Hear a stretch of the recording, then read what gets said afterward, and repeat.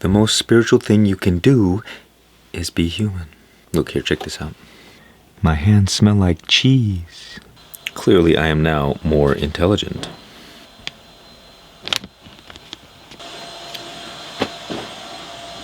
Right as I begin, every time. I'm trying not to manifest these things, but apparently, something about me just won't let it go. What I mean is that every time I turn on the camera, it's also simultaneously, at the same time, all the loudest noises emerge from the silence. I want you to think for a moment about the Catholic Church. These people are supposed to be the symbol of morality and virtue, and yet they are most known for being sexual deviants. And they also have all that gold, and the power games. You see, the point I'm trying to make is that there is something about religion and even spirituality. You'll find it on YouTube. And that is this subtle repression of our earthly nature. To say that the higher spiritual realms, the heavens, are greater than the earth, that inner riches are better than the outer riches, that our animalistic desires should be smothered out, and that we should only focus on higher spiritual things. I mean, if you haven't noticed, the Abrahamic religions are the most sexually repressed people on the planet. And the reason that I believe is because when you try too hard to be good, you repress all of your badness. And that doesn't mean it goes away. That just means it gets repressed. It just means it gets shoved down into the recesses of your mind, in which it comes out in all kinds of unconscious ways.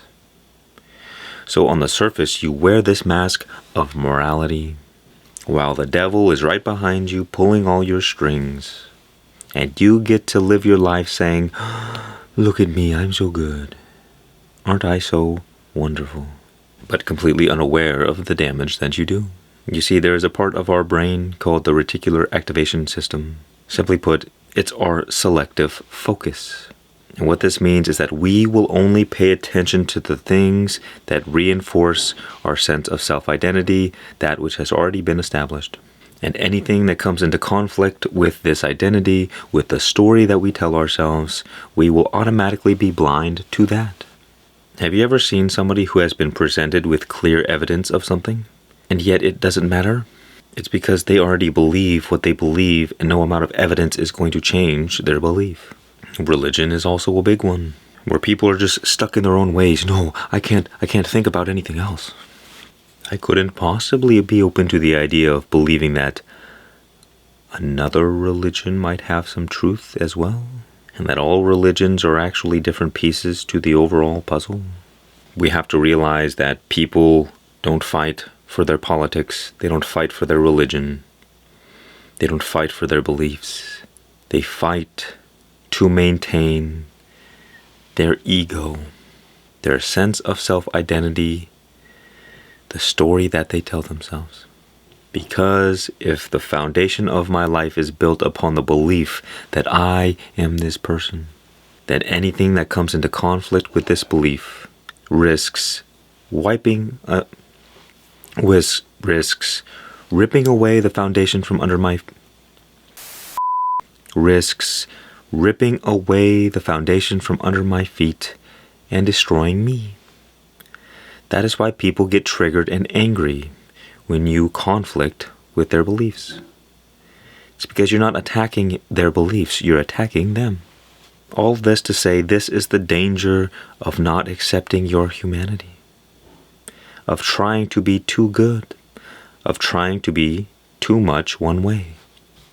One big area where I have realized this in my own life is in the idea that I should feel good all the time. And I notice now that anytime I have a negative feeling, I almost quickly turn the other way, as if it's not happening at all. And that is repression.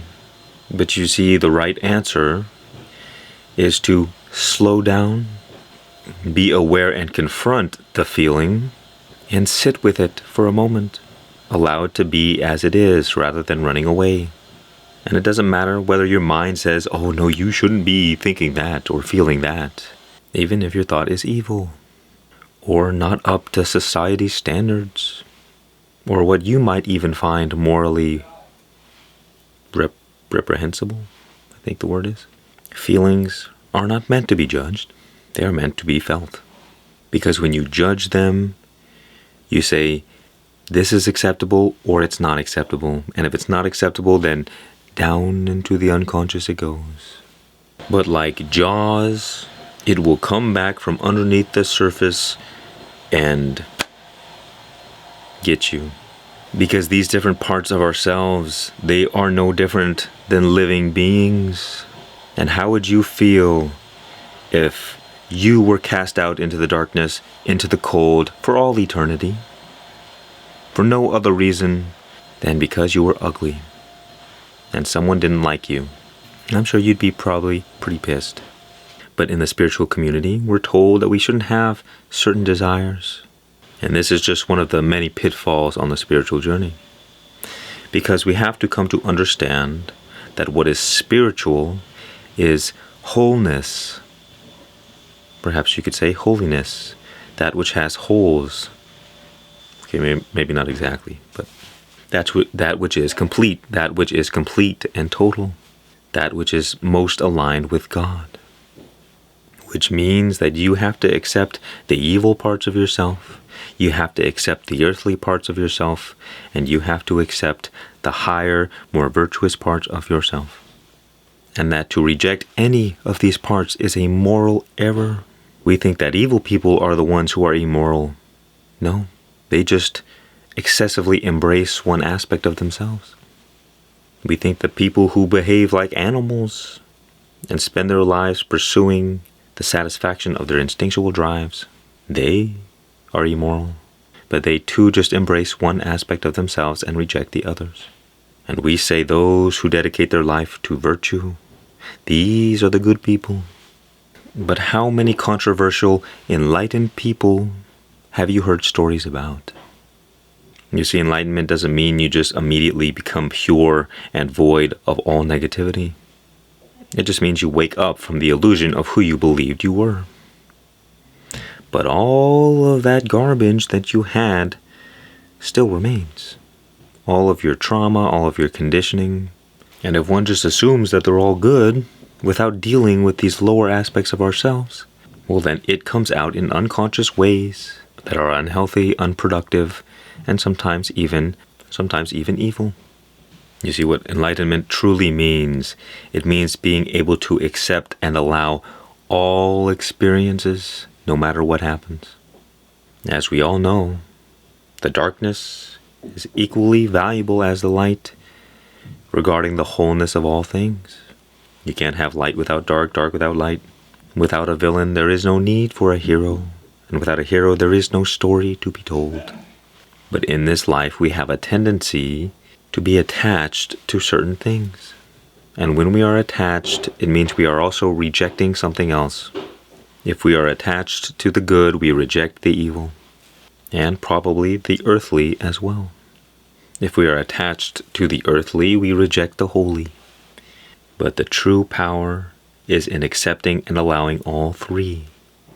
The only exception is that we may embrace the good, whereas you won't want to embrace the evil, and you probably don't want to embrace the earthly all that much. In this, you can reach for the light, be neutral towards the evil within yourself, and be neutral towards the earthliness. Realize that these are all different flavors of the buffet of life. Sure, you will prefer some foods over others, but the point is to try them all out, to experience, to find what you like and what you don't like, and to enjoy life. And so the next time you feel like you're doing something wrong, or that you should be doing better, sit with yourself and accept even this. Realize even this is perfect, and that there is nothing wrong. And remember that the most spiritual thing you can do is to be human.